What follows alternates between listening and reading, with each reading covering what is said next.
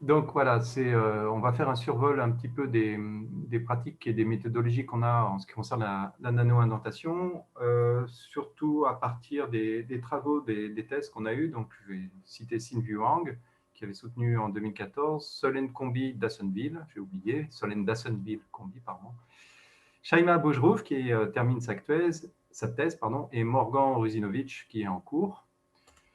Alors, les motivations, bon, dans la communauté, vous devez être habitués, en ce qui nous concerne, c'est des mesures de paramètres de la réponse mécanique sous la forme d'éléments de loi constitutive, hein, qui est typiquement la vitesse de déformation, enfin, le tenseur de vitesse de déformation en fonction de la tenseur de contrainte, de la température et de la microstructure. Bon, au niveau mécanique, c'est identifier des modules élastiques, des éléments de la plasticité, c'est surtout ça qui nous intéresse, comme la contrainte d'écoulement, le durcissement d'écrouissage, la sensibilité à vitesse de déformation et fluage, je les laisserai volontiers à Guillaume pour la suite du webinaire, puisque essentiellement on va les identifier en variant aussi la température. Un peu d'endommagement de mesure de ténacité. Et ce qu'on entend par paramètres microstructuraux, bah, c'est la cristallographie côté phase cristalline ou amorphe, l'orientation de la phase cristalline, les mécanismes responsables de la physique de la déformation, donc l'identification de systèmes de dislocation pour des cristaux inconnus, ça a été une longue pratique en indentation, la contribution des interfaces, des tailles de grains, et en chimie, bah, tout ce qui est composition, notamment du carbone dans les aciers. Alors, un peu plus original, on couple, nous, ces mesures maintenant avec des mesures électriques. Et dans l'exposé, c'est essentiellement dans la motivation propriété mécanique, pour en ressortir une autre équation de l'aire de contact qui vient compléter l'équation de contact mécanique. Voilà. Alors, les objets d'étude, bon, là, c'est pour remettre en image ce que je viens de dire en ce qui concerne la microstructure. Soit c'est des matériaux en volume dont on s'intéresse à la variation des effets d'échelle de longueur, taille de grain, de structure de dislocation, distribution de précipité ou de pores, de multicouches quand on s'intéresse aux interfaces et à leur interaction avec la taille submicrométrique des couches. Et puis ensuite, c'est des objets individuels qu'on vient tester. Encore une fois, c'est de relier ça à des paramètres un peu ultimes. À l'ultime, c'est de se relier à des paramètres d'identification sur des comportements iniaxiaux bien identifiés. Voilà, alors on a des méthodes d'élaboration pour fabriquer des petits objets, essentiellement par ultravide ou des pots de film. Grenoble, on pratique beaucoup l'observation des défauts et la nucléation des dislocations par diffraction de rayons X cohérents. Donc, ça permet de reconstruire en 3D sur des objets de l'ordre du micron le champ de déplacement et d'identifier les défauts, comme ici une boucle prismatique qu'on retrouve dans les simulations atomiques lors d'un essai d'indentation. Donc, c'est un cristal de nickel ici. Ce qu'on va se développer dans les stades initiaux, c'est ces boucles prismatiques qui, projetées, correspondent à un enfoncement à leur surface enfoncée d'un vecteur de Burgers B qu'on retrouve ici, par exemple, qui s'est enfoncé. Et puis des simulations diverses et fortement couplées avec les essais parce qu'on ne peut pas les interpréter sans faire appui au moins à de la mécanique, on va dire continue, au moins pour les conditions limites, voire discrètes pour les dynamiques de dislocation. Et puis on va s'y remettre de l'AFM en contact résonant pour les modules Young, mais je n'aurai pas le temps d'exposer ça, mais ça nécessite aussi du couplage multi-échelle pour tout ce qui est mode de résonance du levier et interaction substrat-pointe. Voilà. Donc, la nano-indentation, c'est un outil, c'est essentiellement un axe instrumenté, soit en déplacement imposé, suivant les constructeurs, soit en force imposée. Et on va faire l'acquisition de la force par une cellule de charge, dans le cas du déplacement imposé, ou d'une mesure de déplacement assez fine, dans les deux cas, par une jauge capacitive. Donc nous, on utilise principalement ce genre d'axe instrumenté. Les gammes sont en gros de la force de contact en AFM, c'est-à-dire la dizaine de nanonewtons, jusqu'au, on va dire, la centaine de millinewtons. Et les déplacements, sur les courses, on résout suivant le bruit actif sur la manip, c'est de l'ordre de 0,5 nanomètres jusqu'à plusieurs microns. Voilà, les bandes passantes d'acquisition sont limitées suivant qu'on a une machine en déplacement imposé ou en force imposée, mais elles sont au moins de quelques kilohertz à la centaine de kilohertz. Alors, cet axe instrumenté, on va aujourd'hui le focaliser sur les pratiques en indentation qui correspondent à, de manière standard, mesurer la force subie par l'échantillon pour un enfoncement donné. C'est ce qu'il y a de plus simple à mettre en œuvre en termes de préparation d'échantillons. On peut aussi s'amuser à travailler sur des objets isolés en compression, voire sur des objets fibés. Mais là, bien que l'interprétation se simplifie puisqu'on se dirige vers des usagers uniaxiaux, par exemple dans le cas de la traction, la mise en œuvre de l'éprouvette est très chronophage. Voilà. Donc, l'indentation en mécanique du contact, c'est un problème qui est mixte en termes de conditions limites, à savoir qu'on va avoir un déplacement imposé par la forme de la pointe. Et la première étape de la méthodologie, c'est de connaître très bien sa pointe. Donc, c'est par des scans d'AFM, par exemple, ou des moulages de pointe, ou toute technique permettant de recouvrir le champ de déplacement, c'est-à-dire la forme de la pointe, et qui va subir donc un enfoncement H suite à l'application d'une force F. Et la grosse inconnue, bah, c'est quelle est l'aire de contact, puisqu'on ne le mesure pas directement. Quelle est l'aire de contact qui va nous procurer d'une part la mesure de la pression d'écoulement, hein, c'est ce qu'on appelle la dureté, qui est simplement la force divisée par cette aire de contact, l'aire de contact projetée. Et la seule équation dont on dispose, dans un régime de décharge, donc une courbe d'indentation, c'est une courbe de chargement, ici avec phénomène irréversible, parce que la décharge ne s'effectue pas suivant le même trajet, mais suivant une courbe, suivant une courbe continue dont la pente initiale est la rigidité de contact en décharge élastique pure. Alors, c'est là où on va tourner autour de ça. C'est la seule équation qu'on ait, qui est liée à Snedden, qui a pu démontrer, c'est une des plus belles équations, je trouve, de mécanique du contact, qui dit que la rigidité de contact, c'est le module équivalent, on va dire élastique, fois le rayon de contact, c'est-à-dire le rayon de l'aire de contact. Et ce rayon de contact, bah, il va dépendre de la rhéologie du matériau. Il peut être très plastique et former des bourrelets, il peut être très élastique et avoir un enfoncement. C'est lui qui va traduire la plasticité ou les phénomènes irréversibles qui vont avoir lieu au cours de l'essai. Donc on voit qu'on a une seule mesure qui peut être effectuée en continu, en superposant par exemple des petits cycles de nanodécharge, typiquement d'oscillation de quelques nanomètres, pendant l'essai, plutôt qu'utiliser à une seule profondeur la décharge finale. Donc ça, on peut récupérer la rigidité qui est le produit de l'élasticité et de la, on va dire, rhéologie au sens large. Alors, quand on connaît le module Young, bah, le problème est bien posé puisqu'on mesure expérimentalement par détection synchrone tout au long de l'essai la rigidité et on peut en déduire RC et donc, par exemple, avoir accès immédiatement à la dureté ou à d'autres grandeurs. Si l'on ne connaît pas le module, si le matériau est totalement inconnu ou alors on a un polluement géométrique, il faut passer par des simulations, il n'y a pas de secret. Donc, au terme de conditions limites, il y a la première condition qui est imposée par la forme de la pointe, j'en ai un petit peu parlé. Il y a deux cas classiques, c'est le cône et la sphère. Donc, le cône, pour limiter les phénomènes de frottement qui existent toujours de toute manière, on se restreint à des cônes très ouverts, hein, puisque vous voyez que le maximum, ça va être le flat punch à 180 degrés, mais le poinçon plat, pardon. Mais on va se limiter à de l'ordre de 60 degrés de demi-angle d'ouverture, ce qui correspond à peu près à ce qu'on appelle des pointes pyramidales et équivalentes à plus de points, à un angle de 70 degrés à peu près pour les pointes Berkovitch. Alors, ce sont des pointes qui sont métrologiquement bien fabriquées. Les rayons de courbure neufs correspondant à l'apex sont de l'ordre d'une cinquantaine de nanomètres. Et surtout, les géométries des pyramides, en ce qui concerne ces pointes hors diamant, sont respectées à moins d'un dixième de degré. Voilà.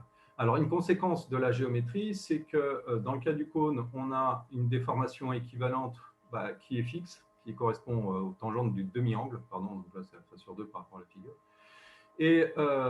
Et ça conduit à quoi? Ça conduit que si on fait l'analogie sur une courbe contrainte déformation, une empreinte étant autosimilaire dans le régime conique, cela correspond à une mesure, à une déformation plastique ou équivalente de l'ordre de 7% pour la Berkovitch ou pour un angle encore plus ouvert pour la cube-point de l'ordre de 12%. Donc là, la courbe que je vous ai montré précédemment de charge, elle est parabolique, puisqu'on a la dureté constante, et la courbe de rigidité est linéaire du fait de le racine carrée de l'air, qui revient à une expression affine en fonction de l'enfoncement, c'est-à-dire en fonction de H.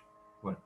En ce qui concerne la sphère, on va avoir une déformation qui va varier avec la profondeur d'indentation, et en passant les détails, plutôt retenir une déformation équivalente produite par Kalindindi récemment, qui a l'intérêt de transformer les courbes de force profondeur d'indentation en contraintes d'écoulement déformation équivalente d'indentation, donc l'équivalent d'une courbe un peu multi-axiale, mais au moins une courbe sigma epsilon, où l'on retrouve surtout avec cette expression-là la bonne valeur du module de décharge élastique, ce qui n'est pas le cas avec la définition de Taban. Bon. Ça, ce sont des modèles que l'on peut utiliser de manière très fiable pour identifier si on a des effets d'échelle ou pas. La deuxième série de conditions limites, c'est l'échantillon en lui-même. Donc là, je l'ai illustré, ça peut être, donc on a vu l'inclusion d'une phase dans une matrice, ou alors un film sur un substrat. Ici sont illustrés, j'ai utilisé des calculs qui viennent de Durst sur des calculs par élément fini, où vous avez un contraste de 2 qui est fixé sur du plastique parfait, un comportement plastique parfait entre la matrice et le matériau pertinent, à savoir l'inclusion ici. Et l'on voit que, bon, à très petit rapport normalisé de R de contact sur rayon de la particule, eh bien, on a un effet même en déformation plastique, on a un effet immédiat des conditions limites. Et donc, on part de la dureté, entre guillemets, ou pression d'écoulement de la particule à très faible enfoncement, et à l'infini, on tombe évidemment sur les propriétés de la matrice. Ça, c'est vérifié dans tous les cas. Mais vous voyez que les courbes de transfert ne sont pas simples et de toute manière nécessitent une modélisation ici par élément fini. Voilà.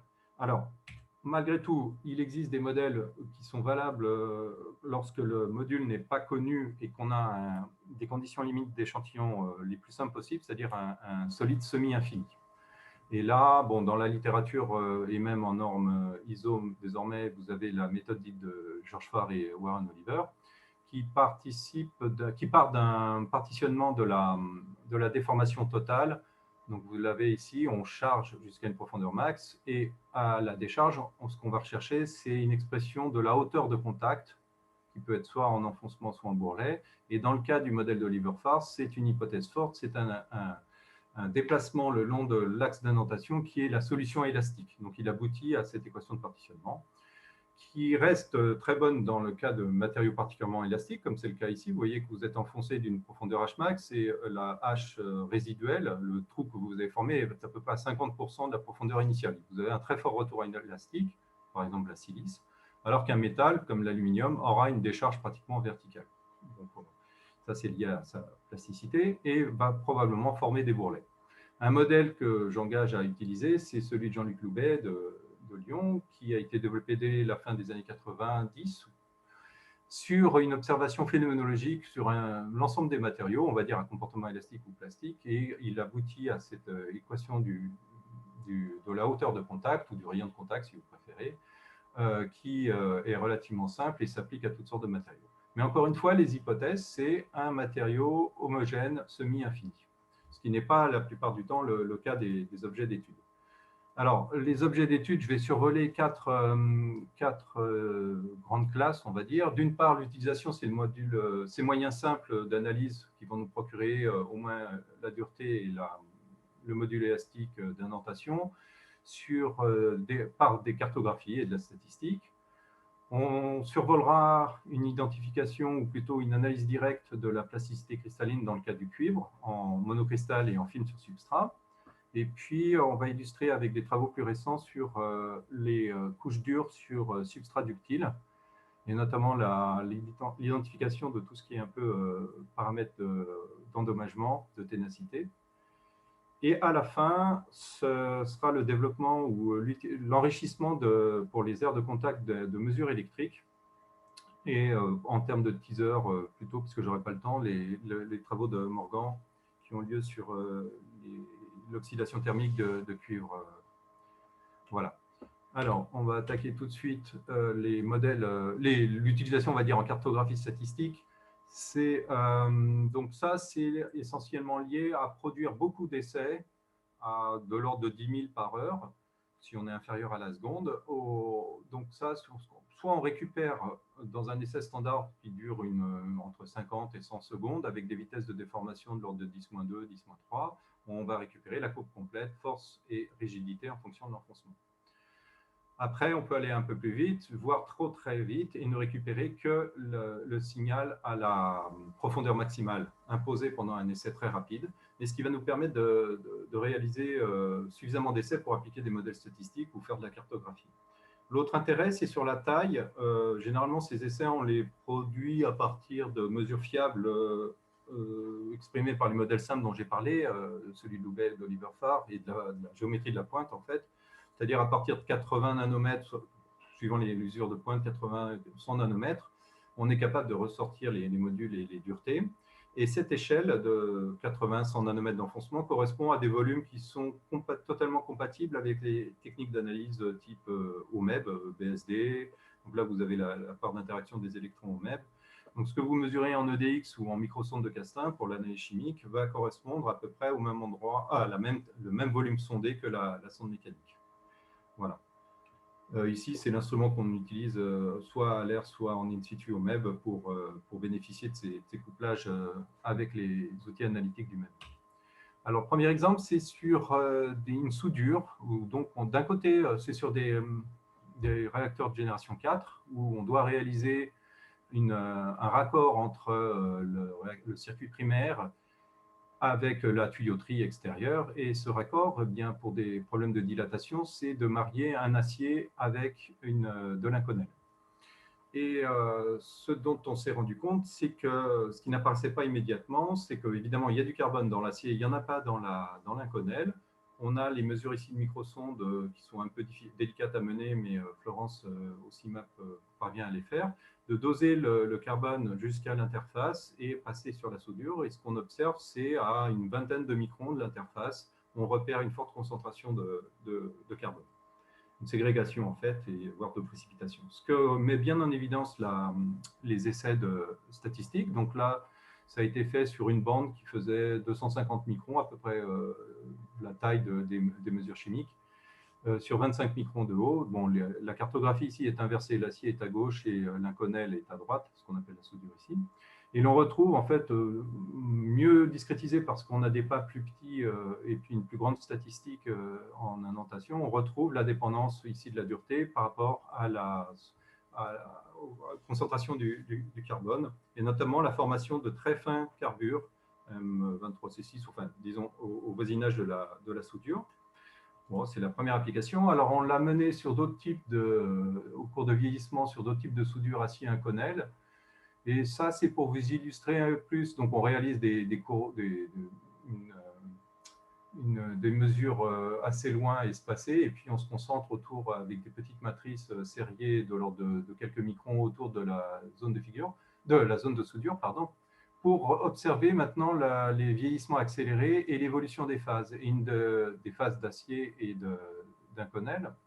Les réponses statistiques ici, elles sont groupées en fonction de l'endroit où on a mesuré dans l'épaisseur de la soudure, et on s'aperçoit, donc il y a une bonne représentation, ce qui est déterminant, c'est le H sur E, qui est un rapport adimensionnel en tribologie, c'est comme sigma sur E, si vous voulez.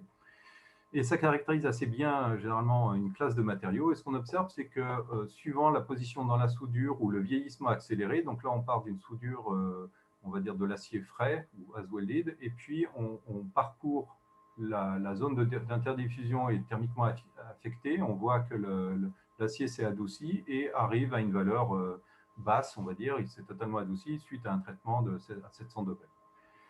L'inconel, lui, c'est le contraire. C'est ce qu'on retrouve ici. Donc, c'est schématisé ici. On peut retrouver chacune des phases et son évolution. C'est l'intérêt des mesures statistiques. C'est qu'à la limite, on n'a même plus besoin de regarder où sont tombés les échantillons. On peut identifier par critères statistiques des clusters de données et suivre l'évolution des phases en fonction de la topologie.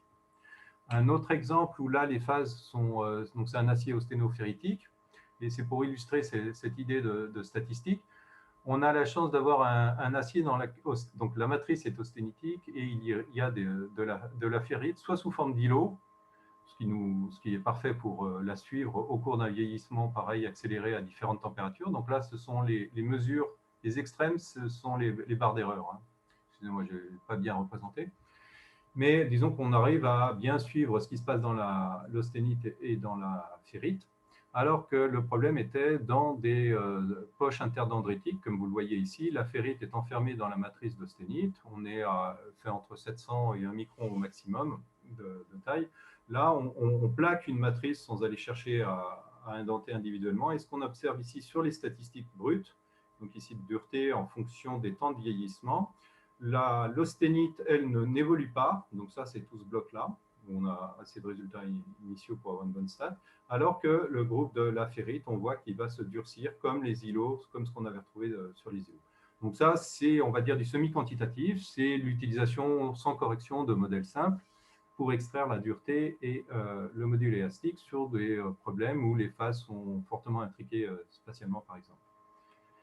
Alors, l'étape suivante, on va rentrer dans l'utilisation de modèles plus poussés pour l'interprétation. Et là, je vais l'illustrer à partir de ce qu'on a fait sur des monocristaux de cuivre. Donc, ce qu'on appelle, nous, les méthodes directes, c'est-à-dire qu'on connaît à peu près toute la plasticité du cuivre.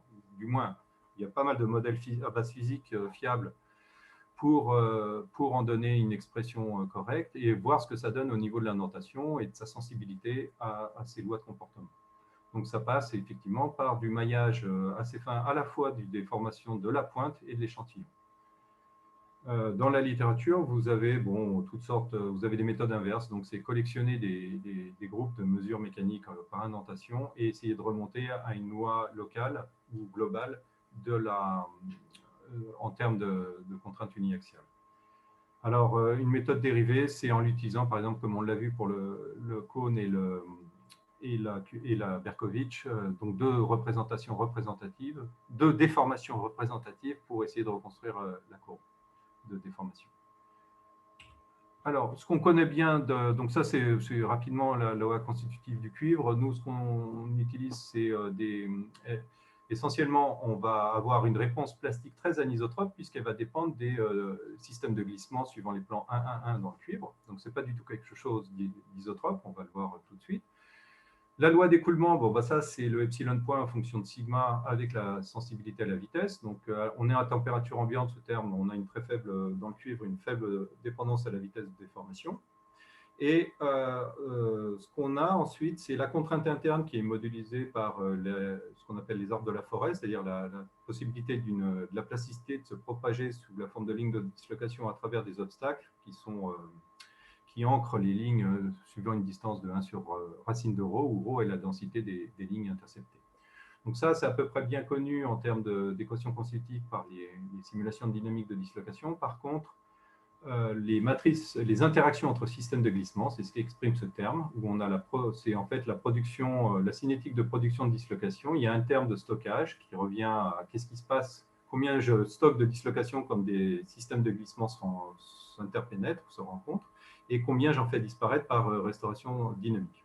Bon, sans rentrer dans les détails, ce qu'on va essayer de faire, c'est de voir la validité en rentrant directement ces lois et en identifiant un seul paramètre qui est la densité de dislocation sur nos essais.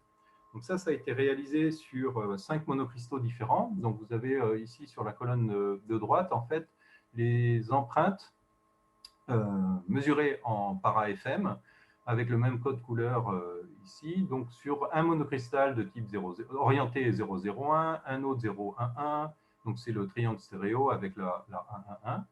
Et puis au centre du triangle, ce qu'on appelle dans les 7 tractions, là où on active que le glissement, un premier système de glissement en traction uniaxiale, une orientation 1, 2, 3 de basse symétrie. Alors, ce qu'on remarque, c'est que la méthodologie qu'on a utilisée à partir de la courbe de force déplacement, ici sur ce cristal 1,1,1, qui a une forte densité, enfin relativement forte densité initiale. Donc, ici, on a deux cristaux 1,1,1, justement, où l'un n'est pas très bien recueilli. C'est des cristaux courbés qui viennent des miroirs de l'ILL, des gros monocristaux de cuivre. Et puis, un cristal qu'on a bien recueilli à très faible densité initiale de dislocation. Donc, on voit déjà qu'on a une sensibilité évidemment à la densité initiale de défaut.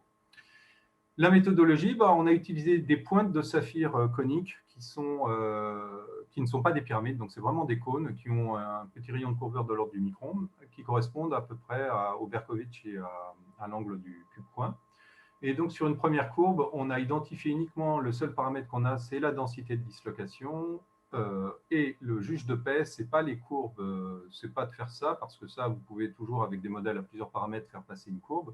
C'est de regarder la bonne coïncidence entre l'extension de la mesure en 2D de la déformée de surface, des lobes, donc là c'est des bourrelets, et puis là vous avez des enfoncements qui correspondent aux symétries cristallines des plans 1-1, et l'on retrouve par simulation en éléments finis cristallins les très bons ordres de grandeur avec l'expérience. On peut noter, par contre, on a fait varier donc, cette histoire de matrice d'écrouissage, une faible sensibilité à l'essai d'indentation pour identifier sur les courbes force et rigidité en fonction du déplacement ces caractères. Donc là, on a, je ne rentre pas dans les détails, mais c'est des matrices d'interaction très différentes.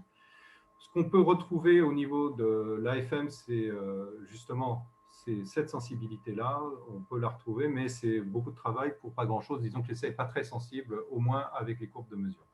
L'autre aspect, c'est qu'on a identifié donc, sur un cristal, typiquement le 1, sa densité initiale, on change de pointe, on indente le cristal, on ne touche à rien et on reproduit très fidèlement à la fois la déformée de surface et les courbes de mécanique, évidemment.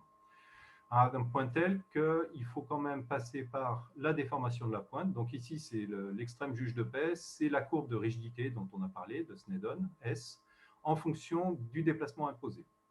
Et là, on voit qu'on arrive à faire coller avec l'expérience, les simulations, que si l'on prend vraiment la déformation élastique de la pointe et pas uniquement une sommation comme il est fait dans les littératures, il faut mailler la pointe et prendre sa déformation élastique hétérogène.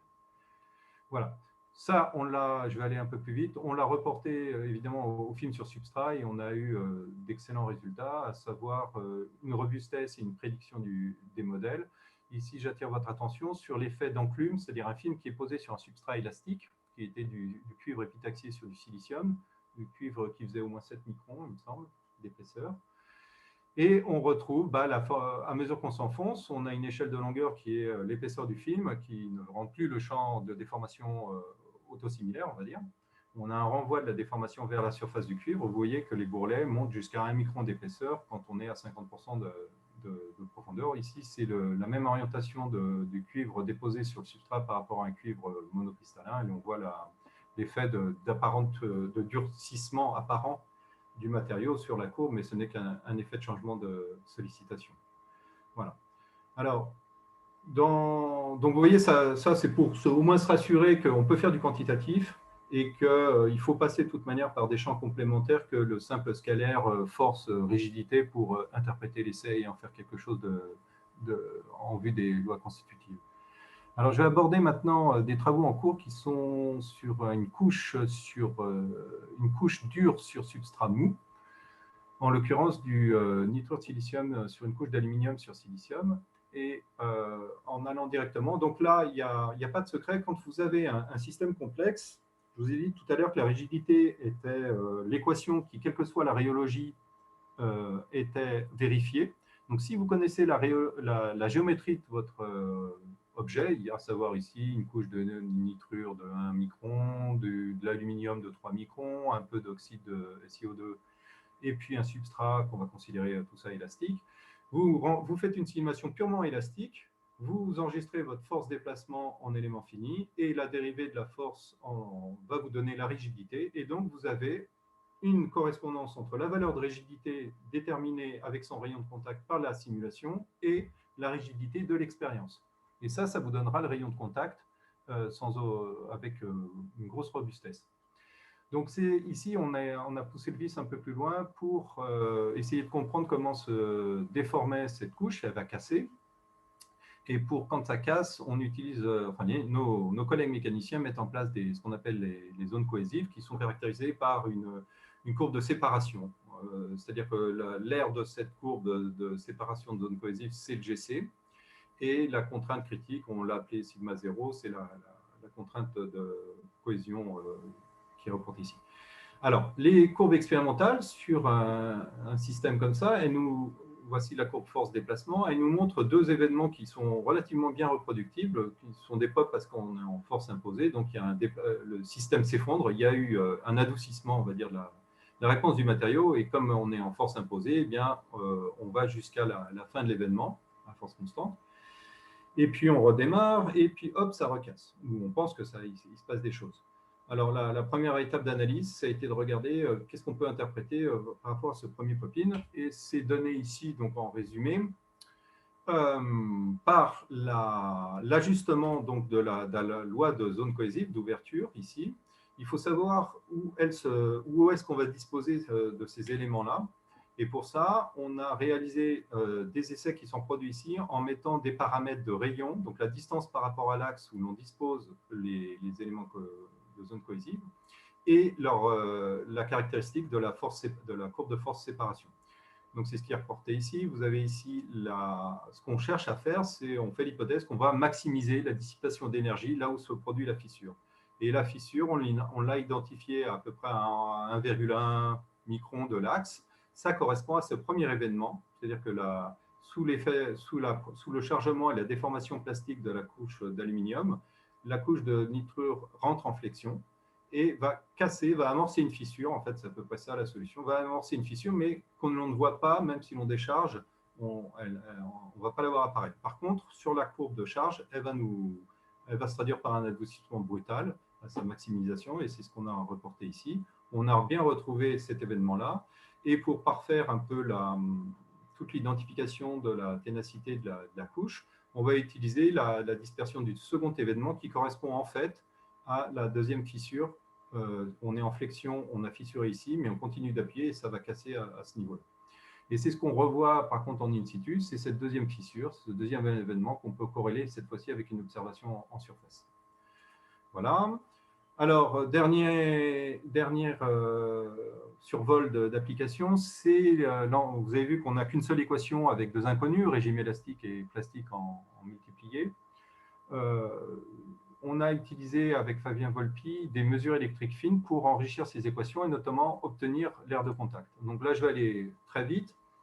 L'arrangement expérimental consiste à mesurer une résistance entre un diamant dopé, je ne l'ai pas indiqué ici, mais c'est un diamant qui a une résistivité qui est au moins 3 décades au-dessus ici d'un monocristal d'or. Et on va suivre simplement au cours de l'essai la variation de la résistance de contact entre la pointe et l'échantillon. Vous avez ici, attention, en échelle logarithmique en ce qui concerne cette mesure de résistance, on a disons, des outils de mesure qui répondent assez vite pour éviter claquage, etc. Et ce qu'on observe, c'est le passage, donc je ne les détaille pas, mais les modèles analytiques simples reproduisent les tendances, à savoir, on a avant le contact un régime tunnel, balistique d'injection d'électrons, de diffusion de constriction de ligne en régime diffusif. Et ce qui nous intéresse le plus, c'est le régime ohmique qu'on arrive à retrouver dans les courbes I de V. Donc, quel que soit le bias qu'on impose, c'est-à-dire la tension, on a des régimes I de V qui sont linéaires, on est bien en régime ohmique et qui interviennent à partir d'une dizaine, en fait, à partir d'une dizaine de nanomètres d'enfoncement. Alors, ce qui est intéressant, c'est que cette résistance, maintenant, on la relie au rayon de contact. Et ça a été fait... hop, je me suis trompé. Suivant. Voilà. Ça a été fait en prenant la résistance mesurée en fonction de le module étant connu sur le monocristal d'or. On a le rayon de contact et on voit qu'on a une loi qui obéit en fait aux simulations qu'on a faites des équations de Maxwell pour montrer que les lignes de courant en fait se concentraient à la périphérie du contact et donc étaient directement dépendantes du HC ou du RC si vous préférez, c'est la même chose pour une géométrie définie, et qui répondait à cette loi-là. Ça a le bon goût en plus d'avoir un facteur qui est constant pour les formes de points de données et qu'on est en gros, la résistance de contact est directement traduisible en inverse de la hauteur de contact, si vous voulez. Ce qu'on a mis en application, c'est sur le cas d'un film d'or, cette fois-ci de la pulvérisation sur un monocristal de saphir. Vous avez ici la courbe de résistance électrique, dont on déduit immédiatement la courbe de rayon de contact, donc, ou d'aire de contact ici, là, ce qui est tracé. On l'a validé en faisant des observations AFM pour voir qu'on n'était pas dans les choux. Il n'y a aucun ajustement à part la calibration faite précédemment sur le monocristal d'or pour la pointe diamant. Et ce qui est intéressant ici, c'est que je vous représente, donc là, c'est les simulations. Je vous représente en fait ce qui s'est passé dans le film. Normalement, quand vous avez une formulation de la rigidité de contact, elle est universelle. Donc, S du rayon de contact, qui s'appelle A ici, c'est une courbe unique. ce qu'on se rend compte, c'est qu'on ne reproduit pas la courbe unique et que la seule hypothèse pour, on est à partir des flèches bleues, vous l'avez ici en fonction de l'enfoncement, par exemple, le module ne monte pas continuellement vers le module du saphir, il forme un plateau. Et la seule interprétation que l'on a, ça a été de faire varier la condition limite du film sur le substrat, qui est supposé normalement cohérent, et de le rendre soit avec des zones cohésives, soit en laissant glissement dans le plan pur, libre, totalement libre. Donc un film posé sur un substrat, c'est ce qui nous permet d'encadrer la solution, soit un film lié, soit un film libre. On a l'impression qu'on a une délamination sous l'indenteur entre le film et le substrat. C'est la seule façon d'interpréter la mesure de rigidité en fonction de l'enfoncement. Voilà. Donc c'est ce qu'a apporté la mesure électrique, c'est une mesure fiable du rayon de contact et de voir quand est-ce que les conditions limites de l'essai violaient les hypothèses faites, à savoir par exemple ici un film sur un substrat.